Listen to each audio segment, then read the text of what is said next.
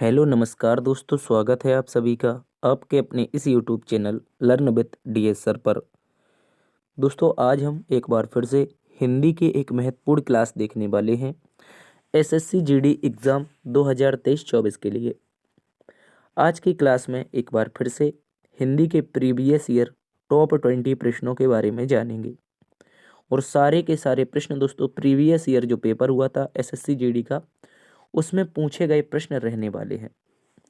अगर मैं बात कर लूँ आज के प्रश्नों के बारे में तो कुछ पहला नंबर प्रश्न है, कुछ 20 प्रश्न रहेंगे आपके सामने क्योंकि 20 प्रश्न ही एसएससी जीडी पूछता है। तो पहला नंबर क्वेश्चन में कहा है कि निम्नलिखित वाक्यांश के लिए एक सार्थक शब्द चुनिए। निम्नलिखित वाक्यांश के लिए एक सार्थक शब्द चुनिए। तो एक वाक्यांश दे रखा है, ऐसी बात जो लोग परंपरा से सुनते आए हों। एक ऐसी बात जो परंपरा से सुनते आए हों, मतलब कहने का ये है कि कोई ऐसी परंपरा जो प्राचीन काल से चली आ रही है उसके लिए जो सबसे सटीक शब्द होगा उसका नाम क्या होगा। तो दोस्तों याद रखेंगे, जो एक ऐसी बात जो प्राचीन परंपरा से सुनी हुई आती है उसका नाम होता है किंवदंती। क्या होता है? किंवदंती इसका सही उत्तर है। इसको आप लोग अच्छे से याद रखेंगे। चलते हैं दूसरे प्रश्न की तरफ। दूसरा प्रश्न क्वेश्चन नंबर 2। इसमें दोस्तों हमसे कहा है पूरब और उत्तर के बीच की दिशा, वाक्यांश के लिए उचित शब्द बताइए। दोस्तों हमें पता है दोस्तों कुछ इस तरह से हमारी 4 दिशाएं होती हैं। जिसे यहाँ पर हम बताते हैं पूर्व के बारे में, यहाँ पर होता है दोस्तों हमारा पश्चिम, नीचे की ओर दक्षिण होता है और ऊपर की ओर उत्तर होता है। तो अब इसमें बताना है पूरब ये और उत्तर ये, इन दोनों की ये जो 20 की दिशा होगी इसको क्या कहा जाता है। अगर बात करेंगे इसके बारे में दोस्तों, ग्रीन टिक लगा हुआ है, इसका सही उत्तर हो जाएगा ईशान। क्या हो जाएगा दोस्तों? तो आप लोग याद रखेंगे ईशान। पूर्व और उत्तर के बीच की दिशा का सही उत्तर होगा, पूर्व और उत्तर के बीच की दिशा ईशान कहलाती है। इसको याद रखेंगे, ठीक है। इसके अतिरिक्त बताएंगे दक्षिण और पूर्व की दिशा को क्या कहते हैं। ठीक है, दक्षिण और पूर्व दिशा को क्या कहते हैं, और पश्चिम और दक्षिण की दिशा को क्या कहते हैं, और उत्तर और पश्चिम की दिशा को क्या कहते हैं। तो इन सभी का ज्ञान होना आपको जरूरी है। तो इन सभी के उत्तर आप लोग कमेंट बॉक्स में छाप के बताएंगे या फिर इनके उत्तर हम आपको कमेंट बॉक्स में बता देंगे। चलते हैं अगले प्रश्न की तरफ। अगला प्रश्न हमारे पास क्वेश्चन नंबर 2। दोस्तों क्वेश्चन नंबर 2 कहा है हमसे निम्नलिखित विकल्पों में से कौन सा विकल्प संकेतवाचक सर्वनाम नहीं है। बताइए। यहाँ पर दोस्तों आपके सामने 4 विकल्प दे रखे हैं और संकेतवाचक सर्वनाम नहीं है, हमें ये बताना है। तो दोस्तों सबसे पहले सर्वनाम का मतलब क्या होता है। सर्वनाम का मतलब होता है दोस्तों वह स्थान जो संज्ञा के स्थान पर प्रयोग किए जाते हैं। वह शब्द जो संज्ञा के स्थान पर प्रयोग किए जाते हैं सर्वनाम कहलाते हैं। तो देखिए, जैसे संज्ञा आप सभी जानते होंगे, या किसी का नाम, कोई वस्तु, कोई ऐसी चीज जो भी हमें दिखाई दे रही है वो सारी की सारी संज्ञा होती है। ठीक है, अब देखिए बात कर रहा है यहाँ पर वह भिखारी हमेशा मंदिर के सामने बैठता है। तो यहाँ पर संज्ञा का मतलब क्या होता है? नाम। और भिखारी क्या है? एक व्यक्ति है। तो यहाँ पर भिखारी का नाम नहीं दिया है, क्या कहा है? वह भिखारी। वह क्या है? वह एक सर्वनाम है, तो सर्वनाम हो गया यहाँ पर। तो ये नहीं, इसका सही उत्तर ये नहीं माना जाएगा। उसी प्रकार वे, पुरानी फाइल देखते हैं। तो वे कौन? कोई एग्जैक्टली नाम तो नहीं बताया है। संज्ञा के स्थान पर कौन सा सर्वनाम प्रयोग किया है, तो वे बताया गया है। लेकिन जब आप देखेंगे ऑप्शन नंबर 3 जिसमें लिखा है राम का घर कौन सा है, तो एग्जैक्टली यहाँ पर संज्ञा यानी कि एक व्यक्ति जिसका प्रॉपर नाम है, जिसका नाम है राम, उसका घर कौन सा है, तो ये बताया गया है। तो यही दोस्तों सर्वनाम संकेतवाचक सर्वनाम नहीं है। इसको आप लोग अच्छे से याद रखेंगे। ठीक है दोस्तों, सही उत्तर ऑप्शन नंबर 3 हो जाएगा। चलते हैं अगले प्रश्न की तरफ। अगला प्रश्न क्वेश्चन नंबर 4। इसमें हमसे कहा है निम्नलिखित में से किस एक वाक्य में सर्वनाम प्रयोग संबंधी अशुद्धि है। तो सर्वनाम के प्रयोग से संबंधित अशुद्धि कौन से वाक्य में है वह हमें बतानी है। तो अभी हमने बताया था सर्वनाम का मतलब क्या होता है, वे शब्द जो संज्ञा के स्थान पर प्रयोग किए जाते हैं सर्वनाम कहलाते हैं। तो यहाँ पर लिखा है मैं आपके केबिन में बैठा था।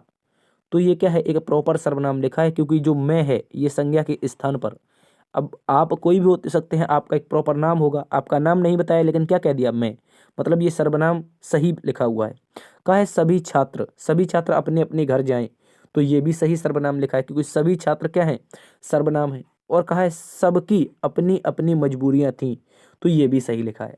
लेकिन यहाँ पर जो ऑप्शन नंबर 4 है इसमें लिखा है जो लोग अंदर आना चाहते हैं, जो लोग अंदर आना चाहते हैं वह आ सकते हैं। यहाँ पर जो लोग के लिए वह शब्द का प्रयोग नहीं होगा, याद रखेंगे। इसके स्थान पर क्या होगा, इसके स्थान पर दोस्तों होगा वे। क्या होगा, जो लोग अंदर आना चाहते हैं वे आ सकते हैं, तब ये सही बनेगा। तो इसी में अशुद्धि है ऑप्शन नंबर 4 में दोस्तों। ऑप्शन नंबर 4 इसका सही उत्तर हो जाएगा, याद रखेंगे। चलते हैं अगले प्रश्न की तरफ। अगला प्रश्न है क्वेश्चन नंबर 4। इसमें कहा है निम्नलिखित शब्द का सही पर्यायवाची विकल्पों में से चुनिए। तो दोस्तों यहाँ पर शब्द दे रखा है नदी। क्या दे रखा है, नदी का पर्यायवाची पूछा है। तो नदी का पर्यायवाची क्या होता है, नदी का पर्यायवाची सरिता होता है, तरंगड़ी होता है। ठीक है, इसको याद रखेंगे, तरंगड़ी दे रखा है। इसके अतिरिक्त हमने अभी बताया क्या होता है, सरिता होता है। ठीक है, इसको याद रखेंगे। तो सही उत्तर ऑप्शन नंबर 1 हो जाएगा। चलते हैं अगले प्रश्न की तरफ। अगला प्रश्न क्वेश्चन नंबर 6 कहा है कि निम्नलिखित मुहावरे को किस विकल्प द्वारा पूर्ण किया जा सकता है। तो दोस्तों यहाँ पर कहा है गागर में क्या, आगे क्या होगा तो ये बताना है। तो ऑप्शन नंबर 1 में दे रखा है सागर भरना। क्या दे रखा है, सागर भरना। गागर में क्या होता है, जब मुहावरा बोला जाता है तो बढ़ा चढ़ा के बोला जाता है, और बढ़ा चढ़ा के बोला जाता है तो मुहावरा में क्या हो जाएगा, गागर लिखेंगे। गागर में क्या लिखेंगे दोस्तों, गागर में सागर भरना। ठीक है, गागर में यहाँ पर हो जाएगा सागर। ठीक है, सागर भरना। तो डैश के स्थान पर क्या आ जाएगा, तो आप कहेंगे सागर भरना आ जाएगा। गागर में पैसा नहीं भरा जाता है, गागर में पानी भरा जाता है, लेकिन मुहावरे में सागर ही भरा जाएगा, क्योंकि बड़ा चढ़ा के बताना है। दूध भरना भी नहीं होगा। सही उत्तर होगा ऑप्शन नंबर 1। चलते हैं अगले प्रश्न की तरफ। अगला प्रश्न प्यारे दोस्तों क्वेश्चन नंबर 7 है। क्वेश्चन नंबर 7 में हमसे कहा है नीचे दिए गए वाक्य में रेखांकित अंश के स्थान पर सबसे उपयुक्त विकल्प कौन सा होगा। कह रहा है वह धीमी स्वर में बोला। तो दोस्तों का क्या कहा है, वह कौन से स्वर में बोला है, धीमी स्वर में बोला है। इसके लिए सबसे उपयुक्त बताना है।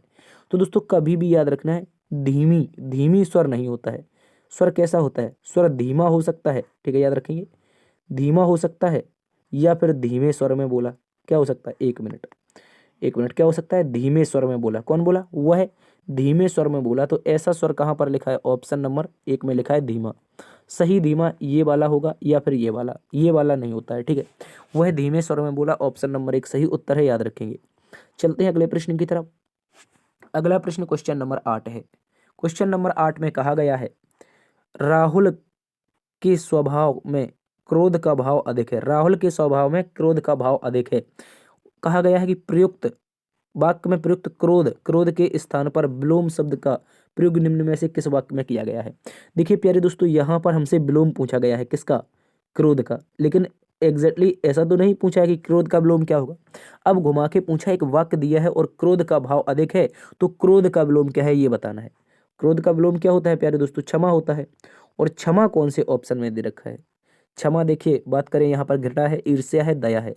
तो क्रोध का विलोम क्षमा दे रखा है ये वाला। तो ऑप्शन नंबर 2 वाला वाक्य जो है वो सही हो जाएगा। राहुल के स्वभाव में क्षमा का भाव अधिक है। चलते हैं अगले प्रश्न की तरफ।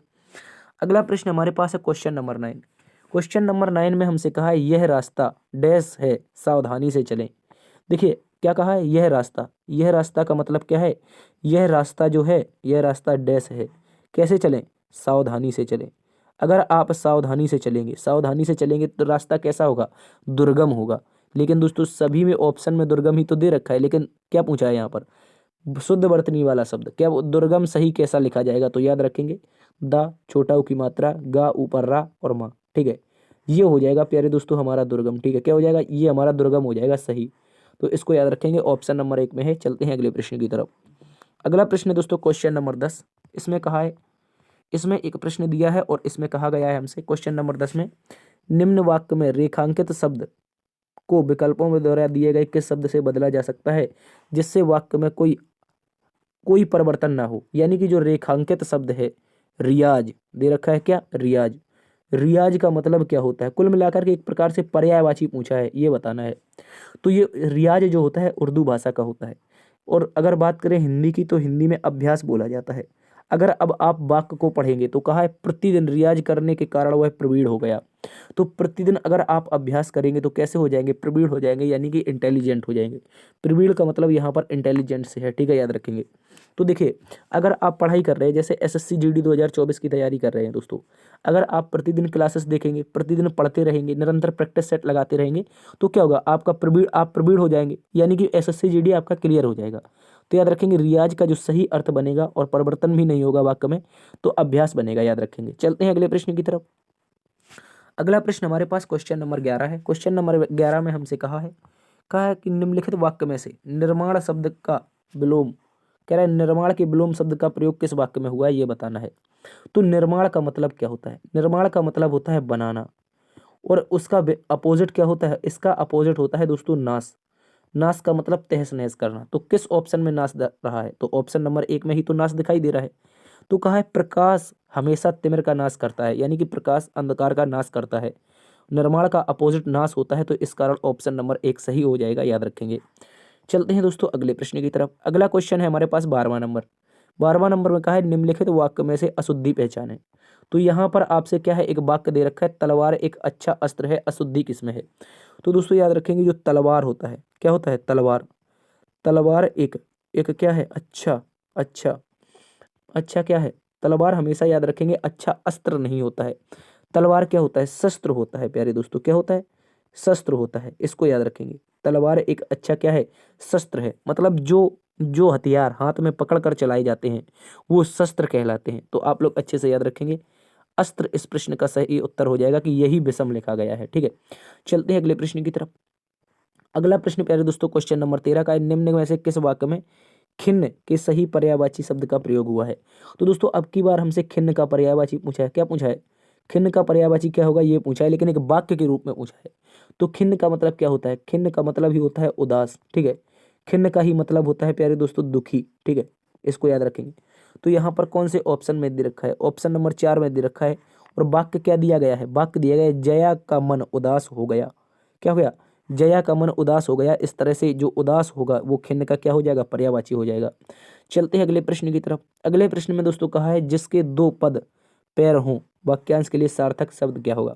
देखिए जिसके 2 भी पैर होते हैं उसको कहा जाता है द्विपद। क्या कहा जाता है? द्विपद कहा जाता है। जिसके 4 पैर हों, क्या हो? 4 पैर हों, 4 पैर वाले को चतुर्पद कहा जाता है। ठीक है, द्वापर एक प्रकार का समय था जो कब आया था? सतयुग, त्रेता, उसके बाद द्वापर, तीसरा काल आया था समय का, उसका नाम द्वापर था। ठीक है, और द्विज का मतलब होता है बूढ़ा। ठीक है, चलते हैं अगले प्रश्न की तरफ। अगला प्रश्न प्यारे दोस्तों क्वेश्चन नंबर 15 है। कहा है नीचे दिए गए मुहावरे का सही अर्थ दिए गए विकल्पों में से चुनिए। लंगोटी में फाग खेलना, क्या मुहावरा पूछा है? प्रश्न का मुहावरा पूछा गया है दोस्तों लंगोटी में फाग खेलना। लंगोटी में फाग खेलने का मतलब होता है प्यारे दोस्तों यदि आपकी स्थिति दयनीय है, आप कैसे भी हैं, मतलब आपकी स्थिति कैसी भी है, गरीब है अमीर है, ठीक है, लेकिन जब गरीब व्यक्ति होता है तो उसको टेंशन होती है, लेकिन जब जो गरीब टेंशन में नहीं होता है, मतलब गरीबी में आनंद लेता रहता है, तो वो कैसा होता है? लंगोटी में फाग खेलता है, मतलब दरिद्रता का आनंद लूटना। यदि आप दरिद्र हैं और उसी दरिद्रता का आनंद लूट रहे हैं तो लंगोटी में फाग खेलना इस मुहावरे का सही अर्थ हो जाएगा, याद रखेंगे। चलते हैं अगले प्रश्न की तरफ। क्वेश्चन नंबर 16 कॉम्प्रीहेंशन का आ चुका है, यानी कि गद्यांश का आ चुका है। कहा है दोस्तों दिए गए गद्यांश में कुछ शब्दों को हटा दिया गया है। गद्यांश के आधार पर पूछे गए प्रश्नों को रिक्त स्थानों के लिए सर्वाधिक उपयुक्त शब्दों का चयन विकल्पों में से कीजिए। तो दोस्तों सर्वाधिक अगर उपयुक्त शब्दों की मैं बात करूंगा यहाँ पर, 1 मिनट, ठीक है, मैं क्या करूंगा यहाँ पर सर्वाधिक उपयुक्त शब्दों की बात करूंगा। ये क्या हुआ? देखिए चलिए ठीक हो गया है। कह रहा है कि बाहर एक यहाँ पर गद्यांश है, गद्यांश की बात करें तो कुछ शब्द हटे हैं, उनके बारे में बात करते हैं। गद्यांश में कहा है कि भारत ने कभी भी भौतिक वस्तुओं के को बहुत अधिक महत्व नहीं दिया है। भौतिक वस्तुओं के संग्रह को बहुत अधिक महत्व नहीं दिया गया है। तो याद रखेंगे यहाँ पर जो जो पहला नंबर डैश का स्थान दे रखा है, पहला रिक्त स्थान दे रखा है, यहाँ पर प्यारे दोस्तों संग्रह भर जाएगा। क्या भर जाएगा? संग्रह। कहा है भारत ने कभी भी भौतिक वस्तुओं के संग्रह को बहुत अधिक महत्व नहीं दिया है। उसकी दृष्टि से मनुष्य के भीतर जो महान महान क्या है डैश गुण स्थिर भाव पैदा हुआ है। तो चलिए देखते हैं दूसरा नंबर में विकल्प क्या दे रखे हैं। तो दूसरे नंबर में विकल्प दे रखे हैं हमें, कहा है कि उसकी दृष्टि से मनुष्य के भीतर जो महान क्या हुए हैं आंतरिक गुण स्थिर भाव बैठा हुआ है। जो महान आंतरिक गुण स्थिर भाव बैठा हुआ है, तो इसका सही उत्तर हो जाएगा आंतरिक। मतलब दूसरे स्थान पर क्या भरा जाएगा? दूसरे स्थान पर भरा जाएगा प्यारे दोस्तों आंतरिक। ठीक है, इसको याद रखेंगे। इसके बाद तीसरे नंबर में कहा गया है हमसे, इसको अगर पढ़ेंगे तो देखिए यहाँ पर लिखा है बैठा हुआ है वही चरम परम लोभ मोह काम क्रोध आदि विचार मनुष्य में के रूप में विद्यमान होते हैं, डैश रूप में विद्यमान रहते हैं। तो किस रूप में विद्यमान रहते हैं? तो दोस्तों याद रखेंगे विशेष रूप में विद्यमान रहते हैं। किस रूप में? तीसरे स्थान पर प्यारे दोस्तों क्या भरा जाएगा, विशेष रूप में विद्वान रहते हैं पर उन्हें प्रधान शक्ति मान लेना और अपने मन तथा बुद्धि को उन्हीं के इशारों पर छोड़ देना बहुत बुरा है। बहुत बुरा क्या है, तो याद रखेंगे बहुत बुरा हो जाएगा आपका आचरण। क्या हो जाएगा, यदि आप मन के बस में हो गए और भौतिक वस्तुओं की ज़्यादा बात सीखने लगे, तो यदि आप मन की बुद्धि पर चलेंगे और भौतिक वस्तुओं को अच्छा मानेंगे तो एक बहुत बुरा क्या है प्यारे दोस्तों, ये एक आचरण है आपका। ठीक है, याद रखेंगे। उसके बाद क्या है, भारतवर्ष ने कभी भी उन्हें उचित नहीं माना, उन्हें सदा डैश के बंधन में बांधने का प्रयत्न किया है। किसके बंधन में बांधने का प्रयत्न किया है, तो दोस्तों याद रखेंगे संयम के बंधन में बांधने का प्रयत्न किया है। किसके, संयम यहाँ पर दे रखा है, इसको याद रखेंगे। ऑप्शन नंबर 1 सही उत्तर हो जाएगा। तो ये एक कॉम्प्रिहेंशन था, यानी कि एक गद्यांश था, और गद्यांश हमारा आज का पूरा हुआ है। और आज के 20 प्रश्न दोस्तों यहीं पर समाप्त होते हैं। आशा करते हैं आज की क्लास आपको पसंद आई होगी। यदि पसंद आई है तो एक बार से सेशन को लाइक कर दीजिए, एक बार से जल्दी से एक दोस्त में शेयर कर दीजिए, और चैनल पर पहली बार आए हैं तो अपने चैनल को सब्सक्राइब भी कर लीजिए। ठीक है, यदि क्लास पसंद आई है तो चैनल को जरूर सब्सक्राइब करें इस तरह की निरंतर क्लासेस के लिए। चलिए मिलते हैं कल एक नई क्लास में, तब तक के लिए अपना ख्याल रखना। जय हिंद, जय भारत।